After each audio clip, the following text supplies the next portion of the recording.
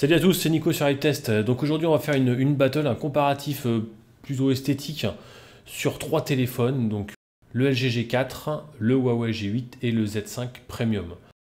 Donc ces trois téléphones qui ont des écrans en 5,5 pouces et j'ai fait cette vidéo pour comparer l'esthétique et pour vous montrer que sur un 5,5 pouces on pouvait avoir des tailles réellement différentes alors qu'on avait un écran quand même identique.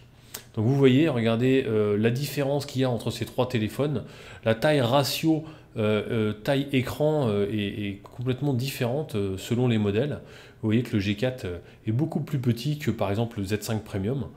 Donc ça, je trouve ça important aussi de le notifier parce qu'on parle toujours d'écran 5,5 pouces. Il y en a qui trouvent ça trop gros. Mais il y a des téléphones, par exemple, comme le G4, qui ont une taille globale équivalente à un 5,2 pouces, par exemple. Donc ça ne sert à rien, entre guillemets, de se priver d'un 5,5 pouces.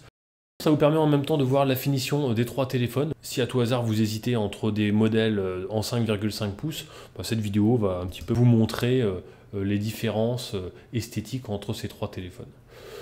Donc voilà, les trois téléphones sont sympas. Le Z5 a une excellente finition, le G4 a une finition cuir, il a une excellente prise en main. Voilà, c'est des téléphones différents, tout en alu pour le G8, moi j'aime bien.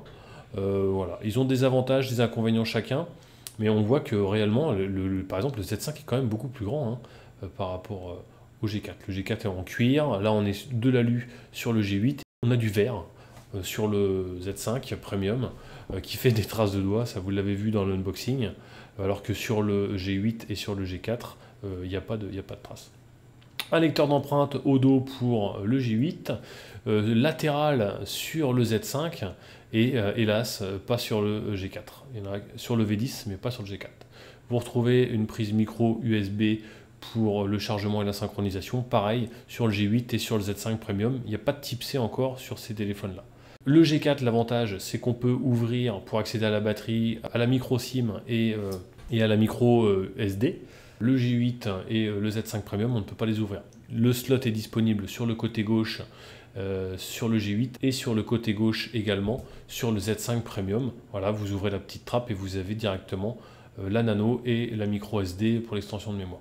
Au niveau des appareils photo, pour le G4, on est en 16 millions de pixels. Pour le G8, on est en 13 millions de pixels. Et pour le Z5, on est en 23 millions de pixels. Vous voyez un petit peu les écrans de face, vous retrouvez les appareils photo selfie. Pour le G4, on est en 8 millions de pixels. Pour le G8, on est en 5 millions et on est en 5,1 millions pour le Z5. Voilà, petit comparatif entre le G4 et le Z5. Au niveau de la taille, pour le G4, on est à 149, on est quasiment à 15 cm. Et à 154, donc un peu plus de 15 cm pour le Z5. Donc il y a 1,5 cm en plus pour le Z5. Et puis entre le Z5 et le G8, le Z5, donc on a dit on est à 154,4 et le G8 on est à 152. Voilà. Entre les deux, là, il n'y a pas énormément de différence. On a 3 mm de différence au niveau de la taille, mais on voit quand même la différence.